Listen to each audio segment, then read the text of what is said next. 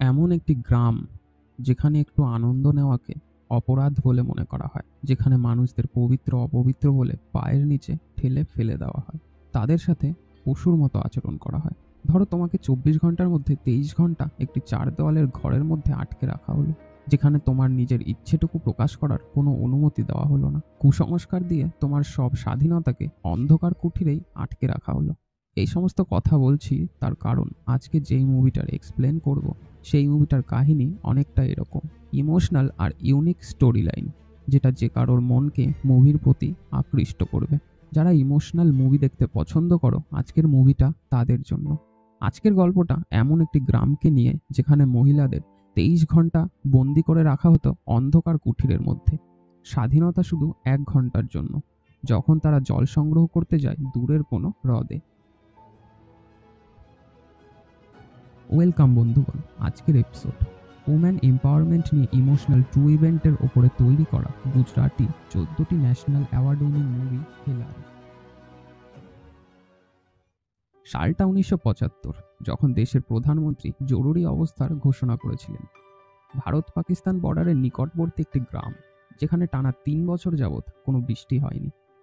গ্রামের লোকেদের ভাবনা, গ্রামে কোনো অভিশাপ পড়েছে।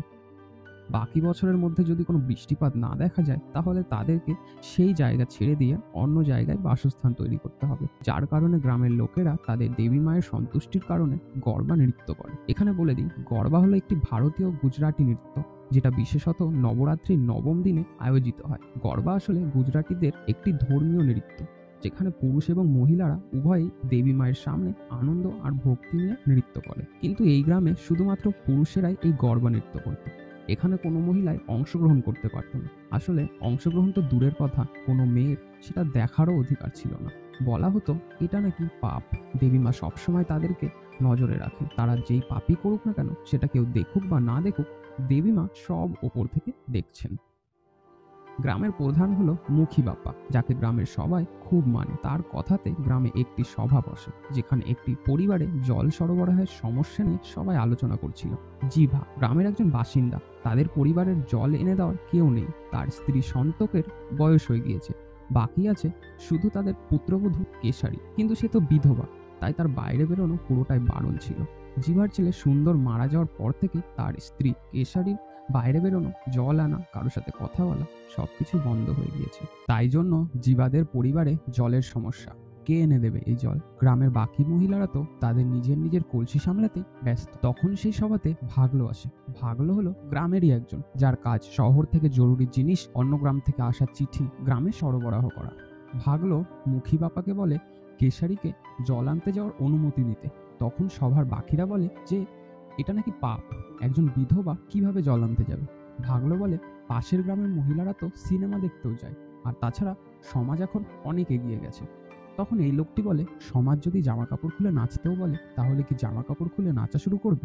ভাগলো বলে কথাটা শুধু জল আনার হয়েছে, কেন এই কথাটিকে এত বড় করছেন? মুখী বাবা বলে এটাই একমাত্র উপায়, গ্রামের বাকি মহিলাদের বলে দিও তার সাথে যেন কথা না বলে। মুখী বাবা ভাগলোকে আর কিছু এনেছে কিনা জিজ্ঞাসা করলে সে একটি চিঠি দেয় দেবা বাপাকে। এনার নাম হলো দেবা বাপা, গ্রামের এক বাসিন্দা। তার ছেলে অর্জুন আর্মিতে চাকরি করে, তার পোস্টিং ভারত চীন বর্ডার সীমান্ত। চিঠিটা অর্জুন পাঠিয়েছে, সে 10 দিনের ছুটি পেয়েছে তার বিয়ের জন্য। দেবা বাবা মানে অর্জুনের বাবা মুখী বাপাকে বলে যত তাড়াতাড়ি সম্ভব বিয়ের জন্য প্রস্তুতি করতে, আর সে মুখী বাপাকে অনুরোধ করে তার ছেলে অর্জুনের বিয়ে না হওয়া পর্যন্ত সুন্দরের বউ অর্থাৎ কেশারীকে যেন জল আনতে না দেওয়া হয়, কারণ এটা নাকি অশুভ। তারপর অর্জুন ফিরলেই তার বিয়ে দিয়ে দেওয়া হয়। বিয়ের দিন রাতে অর্জুন তার স্ত্রীকে মানে মঞ্জুরিকে জিজ্ঞাসা করে পড়ালেখা করেছো? মঞ্জুরি বলে করেছি, 7ম শ্রেণী পর্যন্ত। অর্জুন বলে এটাই অনেক বেশি, শুনেছি পড়ালেখা মেয়েদের ডানা গজায় বেশি। এখানে আমাদের গ্রামে মহিলাদের কথা শোনার কোনো নিয়ম নেই, তোমার ডানা শিং যেটাই থাকুক না কেন কোনো সমস্যা নেই, সেটাকে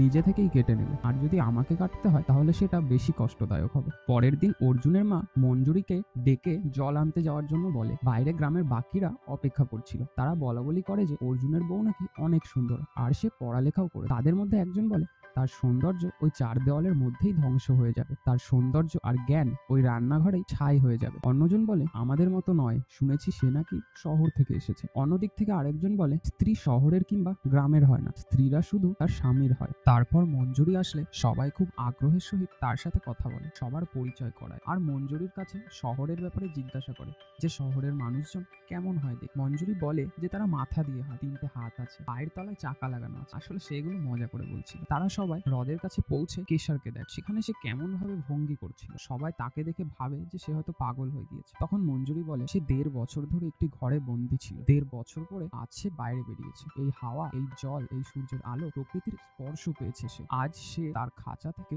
মুক্তি পেয়েছে, তাকে তার মতো থাকতে দাও। একজন মঞ্জুরিকে জিজ্ঞাসা করে, তুমি এত সব কি করে জানলে? মঞ্জুরি বলে, আমি কেশারীর হৃদয়ের বোর্ডে থাকা লেখাগুলো এখান থেকেই পড়তে পারছি। তারা জল এনে ফিরলে মঞ্জুরি একটি কাঁথা বের করে সেটিকে সেলাই করতে শুরু করে। তারপর সেখানে অর্জুনের মা আসে। সে বলে যে এই গ্রামে কোনো মহিলা সেলাইয়ের কাজ করে না। তারপর মঞ্জুরির কাছ থেকে কাঁথাটা নিয়ে ফেলে দেয়। তারপর মঞ্জুরি এর কারণ জিজ্ঞাসা করলে অর্জুনের মা বলে, অনেকদিন আগে এই গ্রামে মুলি নামের একজন মহিলা, সে এরকম কাঁথা সেলাই করত। গ্রামে ভাগলার আগে কানু নামে একজন আসতো শহর থেকে। আমাদের গ্রামে উপার্জনের জন্য কোনো মহিলারই কাজ করার নিয়ম ছিল না, কিন্তু মুলি লুকিয়ে লুকিয়ে কাঁথা সেলাই করে কানুকে দিত শহরে বিক্রি করার জন্য। সবকিছু ঠিকঠাক চলছিল, কিন্তু গ্রামবাসী একদিন জেনে যায়। তারপরে কেউ কিছু বুঝে ওঠার আগেই মুলি সেই কানুর সাথে পালিয়ে যায়। সে তো গেল ভালো একটা জীবনের জন্য, কিন্তু হতভাগী আমাদের সেলাইয়ের কাজ সারা জীবনের জন্য বন্ধ করে দিল।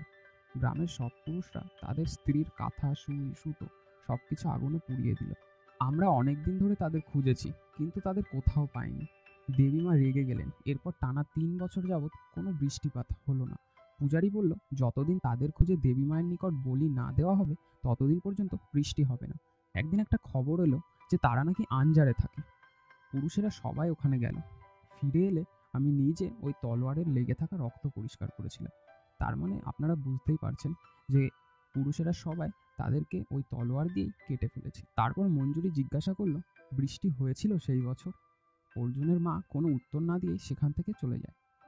পরের দিন জল আনতে যাওয়ার সময় মহিলারা বলাবলি করে, কতটা অদ্ভুত তাই না? বৃষ্টি না হলে পুরুষেরা গড়বা করবে আর আমাদের উপোস করে ঘরের মধ্যে বসে থাকতে হবে। আরেকজন বলে, এরকমই তো হয়ে আসছে। অন্যদিকে আরেকজন বলে যে সে নাকি আগের দিন উপোস ভেঙে লুকিয়ে খাবার খেয়ে নিয়েছিল, কারণ তার প্রচন্ড খিদে পেয়েছিল। কিছুটা পথ যেতেই তারা একটি লোককে বালির মধ্যে পড়ে থাকতে দেখে, কিন্তু কেউ তার কাছে যায় না, কারণ সে পুরুষ হওয়ায় মহিলাদের তাকে ছোঁয়া বা তার সাথে কথা বলা উচিত ছিল না। কিন্তু মঞ্জুরি কারোর কথা না শুনে সেই লোকটির কাছে গিয়ে তাকে ডাকে। লোকটি জল চাইলে মঞ্জুরি তাকে জল দেয়। আসলে এই ধুধু বালিয়াড়ির মধ্যে লোকটি তৃষ্ণায় সেখানে অসহায় হয়ে পড়েছিল। লোকটির কাছে একটি ঢোল ছিল। মঞ্জুরি লোকটিকে একটু ঢোল বাজাতে বলে। তারপর একজন মহিলা মঞ্জুরিকে বলে, পাগল হলে নাকি, চলো এখান থেকে। তারপর যখনই তারা একটু এগোনো শুরু করে তখনই ওই ঢোল বাজানো শুরু করে। মঞ্জুরি তাদের গ্রামে গরবা করত, কিন্তু এই গ্রামে বিয়ে হওয়ায় তার গরবা করা আর হয় না। গল্পের শুরুতেই বলেছিলাম যে এই গ্রামের নিয়মটা একটু আলাদা, শুধুমাত্র পুরুষেরাই গরবা করার নিয়ম ছিল, আর মহিলারা উপোস করে ঘরের মধ্যে থাকতো। তারা সেই গরবা দেখতেও পারতো না আর অংশগ্রহণও করতে পারতো না। তাই জন্য সেই ঢোলের আওয়াজ শুনে মঞ্জুরি নিজেকে আর আটকে রাখতে পারে না। সে তার কলসি মাটিতে রেখে সেখানেই ঢোলের বাজনার সাথে সাথে তাল মেলাতে শুরু করে। মঞ্জুরিকে দেখে মহিলাদের মধ্যে কিছু মহিলা নিজেকে আর আটকে না রাখতে পারে, তারাও মঞ্জুরির সাথে নাচতে শুরু করে। এটা একটা অদ্ভুত দৃশ্য ছিল। মনে হচ্ছিল ১৯৪৭-এর স্বাধীনতা তারা আজ পেল। প্রত্যেকটি মহিলাদের এই গ্রামে বিয়ের পরে গরবা নৃত্য পুরো বন্ধ হয়ে গিয়েছিল। উৎসবে তাদের স্বামীরা বাইরে গরবা করত আর তারা ঘরের ভিতরে উপোস করে থাকত। উৎসবের ঢোলের আওয়াজ শুনেও তাদের চুপ করে ঘরের মধ্যে থাকতে হতো। মনে হয় যে কোনো অজানা শিকল দিয়ে তাদের বেঁধে রাখা হয়েছে। দৃশ্যটা সত্যি মনে লাগার মতন। তারপরে ঢোলের আওয়াজ থামতেই তারা যখন বাড়ির দিকে রওনা দিল, তাদের মধ্যে একজন বলে, লাজ লজ্জা সব ত্যাগ করে নাচতে শুরু করে দিলে? উত্তরে অন্যজন বলে, নেচেছি তো কি হয়েছে, কেউ তো আমাদের দেখেনি। তারপর ওই মহিলা আবার বলে, কেউ দেখেনি তো কি হয়েছে, দেবীমা কিন্তু সব দেখছেন। এবার অশুভ কিছু ঘটার জন্য অপেক্ষা করো। আসলে গ্রামের মহিলাদের মধ্যে এমনভাবে এই কুসংস্কার ঢুকে গিয়েছিল যে তারা লুকিয়ে একটু আনন্দ উপভোগ করতেও ভয় পেত। তাই এইটুকু আনন্দ নেওয়াটা সবার মনে অশুভ কিছু ঘটার ভয় ঢুকিয়ে দেয়। এরপর মুভিতে মহিলাগুলির কিছুটা হাস্যকর কারবার দেখানো হয়। সবাই অশুভ কিছু ঘটার ভয়ের কারণে বাড়ির মানুষদের যখন তখন পরীক্ষা করতে থাকে যে কারোর কোনো ক্ষতি হলো কিনা। কেউ আবার তাবিজ মালা পরাতে থাকে। যখন দেখলো কোনো কিছুই অশুভ ঘটেনি তারা তো ভীষণ খুশি। পরের দিন আবার জল আনতে যাওয়ার সময় তারা গরবা নৃত্য করে। এবারের গরবা নাচটি তারা অনেক প্রফুল্লের সাথে নাচে, কারণ তাদের সাথে কোনো অশুভ কিছুই ঘটেনি। তাদের মনে এই ফুর্তি ছিল। নাচ শেষ হলে সবাই ওই ঢোলকের সাথে কথা বলে, তাকে জিজ্ঞাসা করে যে তার নাম কি এবং তার কোনো পরিবার আছে কিনা। সে বলে তার নাম মাজলি, তার পরিবারও আছে, তার বউ মঙ্গলা আর একটি ছোট মেয়ে আছে রেবা। একজন জিজ্ঞাসা করে কোথায় তারা?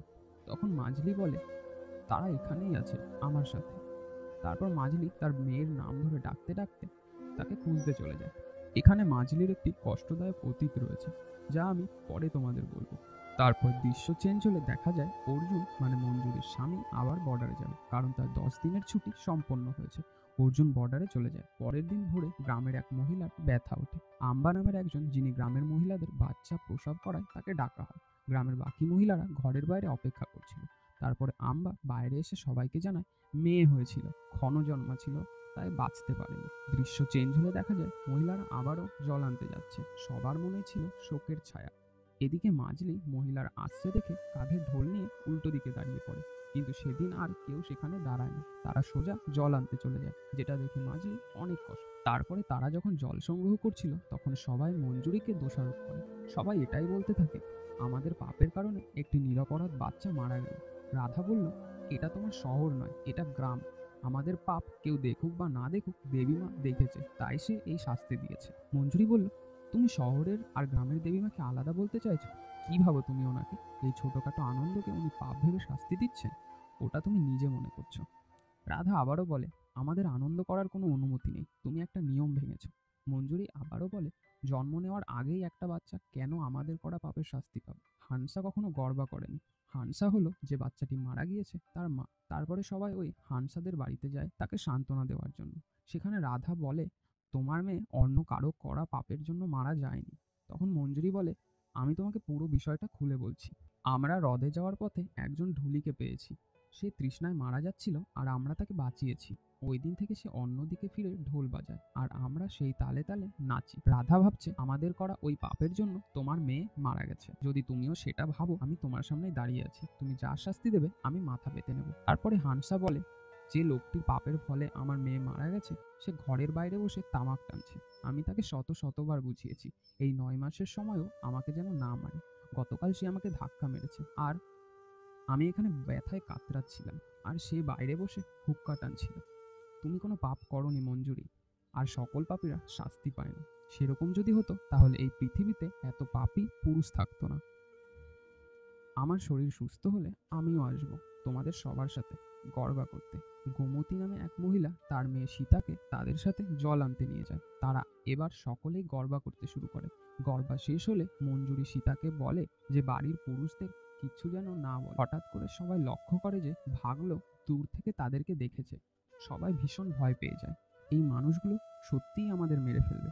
মাজলি এটা বলে তার ঢোল নিয়ে সেখান থেকে চলেই যাবে। তখনই মঞ্জুরি পেছন থেকে তাকে ডেকে বলে কোথায় যাচ্ছ তুমি? যেই কিছুক্ষণ আমরা ঢোলের তালে গর্বা করেছি আমরা আমাদের প্রাণ ফিরে পেয়েছি, অন্যথায় এই জীবন আমাদের কি দরকার? শুধুমাত্র বাতাসের শব্দ আর ঘরের নীরবতা, সেখানে কোথাও ভালোবাসার ছোঁয়া আর প্রেমের দৃষ্টি কিছুই নেই। আরে আমরাও তো মানুষ, তাই না? আমরা এই সুরের তালেই জীবনটা ফিরে পেয়েছি, এখন আমরা মৃত্যুর ভয় নিয়ে বেঁচে থাকবো না। তারপর রাধা বলে যে আমরা তোমার মতো এত সাহসী নই। সীতার মা বলে এখন আর কিছুই করার নেই, যেটা হওয়ার সেটা হয়ে গেছে। সে আমাদের দেখেই নিয়েছে, এখন সে যদি চায় তাহলে গ্রামে গিয়ে সব বলে দেবে, কিন্তু তার আগে আমরা তো একটু হেসে নিতেই পারি। সীতাকে এরকম কোনোদিনও হাসি খুশি দেখিনি, আমরা এত আনন্দে দেখে সেও অনেক হাসি খুশি। পরের দিন তারা আবারও জল আনতে আসে। তখন মঞ্জুরি কেশারীকে জিজ্ঞাসা করে আমরা যখন নাচ করি তখন তুমি অন্যদিকে ফিরে চোখ বন্ধ করে রাখো কেন? কেশারী বলে আমি দেবী মায়ের কাছে প্রার্থনা করি এই নাচের ফলে যদি কোনো পাপ হয় তাহলে সেই পাপ যেন অন্য কাউকে না দেয়, সব শাস্তি যেন আমাকে দেয়। তারপর দৃশ্য চেঞ্জ হলে দেখা যায় পরের দিন বালির ঝড় শুরু হয়। আসলে এরকম বালিয়াড়ি এলাকায় মাঝে মধ্যে এরকম বালির ঝড় দেখা যায়। ঝড় শেষ হয়, পরের দিন গ্রামের মহিলারা প্রতিদিনের মতোই আবারও জল আনতে যায়, কিন্তু আজ তারা মাজলির দেখা পায় না। তারা চারিদিক খুঁজতে থাকে, তার মেয়ের নাম ধরে তাকে ডাকতে থাকে, কিন্তু তার দেখা পায় না। কিছুক্ষণ পরে তারা মাজলিকে খুঁজে পায়। তারা তাকে জিজ্ঞাসা করে যে কোথায় চলে যাচ্ছ। এখানে একটা ইমোশনাল দৃশ্য দেখানো হয়। মাজলি তাদেরকে বলে আমরা এখানে থাকতে পারবো না, গতকাল ঝড়ের সাথে অনেক বালি উড়ে এসেছে। মঙ্গলা আর রেবা এখানে ভালো নেই। আর কতদিন আমরা এরকম বিশাল মরুভূমিতে পড়ে থাকবো? তোমরা যখন আসো তখনই আমরা কারো সঙ্গ পাই, অন্যথায় তুমি যেরকম বলেছিলে এখানে শুধু বাতাসেরই শব্দ শোনা যায়। আমাকে একটা গ্রাম খুঁজে আশ্রয় নিতে হবে। তারপরে মহিলারা সবাই তাকে তাদের গ্রামে যাওয়ার জন্য বলে। তারা বলে কদিন পরে গ্রামে উৎসব আছে, আর সেই উৎসবের জন্য তাদের একজন ঢুলি লাগবে। তাই সে গিয়ে যদি গ্রামের পুরুষদের বলে তাহলে তার একটা থাকার ব্যবস্থা হতে পারে। কিছু মহিলা বলে মাজলি তো তাহলে পুরুষদের অধীনে হয়ে যাবে, আমরা তাকে আর পাবো না, আমাদের সেই আগের মতোই জীবন কাটাতে হবে। তখন অন্য একজন বলে যদিও আমাদের শরীরটা নাচবে না, কিন্তু মনটা ঠিকই নেচে উঠবে। তারা মাজলিকে বলে সেখানে একটি ফাঁকা ঘর আছে, সে সেখানে থাকতে পারবে, সেই ঘরে তার মেয়ে রেবাও নাচতে পারবে। তখন মঞ্জুরি মাজলিকে জিজ্ঞাসা করে তোমার মেয়ে কি নাচতে জানে? মাজলি বলে হ্যাঁ, সে একবার নেচেছিল, তুমি যদি তাকে দেখতে তার থেকে চোখ সরাতে পারতে না, ঠিক যেন বজ্রপাতের মতো। বজ্রপাত যেমন জ্বলজ্বল করে আর কয়েক মুহূর্তেই শেষ হয়ে যায়, আর তারপর সেখানে আবার অন্ধকার নেমে আসে। তখন আমাদের মাজলির পুরনো ঘটনা দেখানো হয়। গ্রামের একটি পূর্ণিমায় মাজলি ঢোল বাজায় আর সেখানে বড় মশালে আগুন ধরায়, যার জন্য তাকে গ্রামের তরফ থেকে চাল দেওয়া হয়। আর সেই আগুনের মধ্যে থাকে নারকেল, যেটা আগুন নিভে যাওয়ার পরে তাদেরকে খেতে হয়। আসলে এটাই নিয়ম ছিল। আসলে এখানে ঢুলিদের অনেক নিচু জাত এবং অপবিত্র বলে গণ্য করা হয়, তাই তাদের থেকে সবাই দূরে দূরে থাকতো। গ্রামের সবাই চলে গেলে মাজলি সেখানে বসে আগুন নিভে যাওয়া অবধি অপেক্ষা করছিল।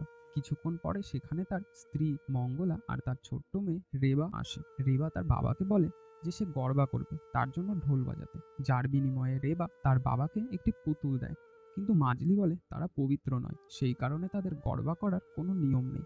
কিন্তু রেবা জোর করায় মাজলি ঢোল বাজায়।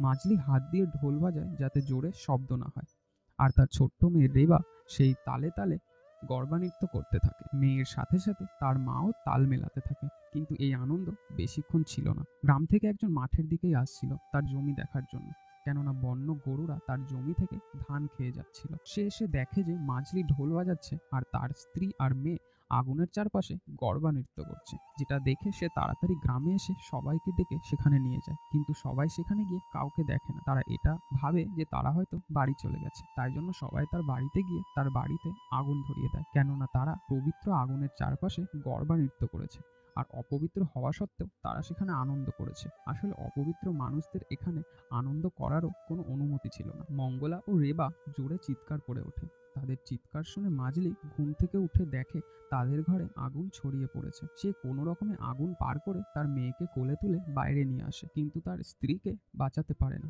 কারণ আগুন ততক্ষণে পুরো বাড়িতে ছড়িয়ে গিয়েছিল।